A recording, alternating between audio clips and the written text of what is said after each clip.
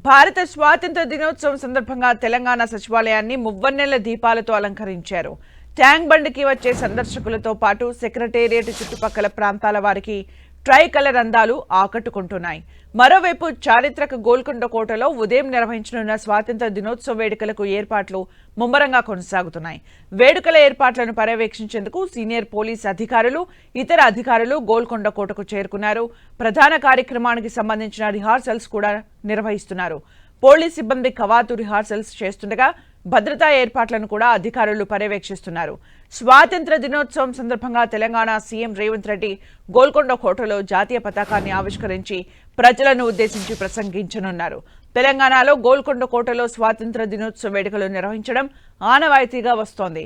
వేడుకలు ప్రశాంతంగా, ఎలాంటి అవాంఛనీయ ఘటనలు చోటు చేసుకోకుండా గోల్కొండ కోటతో పాటు పరిసర ప్రాంతాల్లో భారీ బందోబస్తు, కట్టుదిట్టమైన భద్రతా ఏర్పాట్లు చేశారు.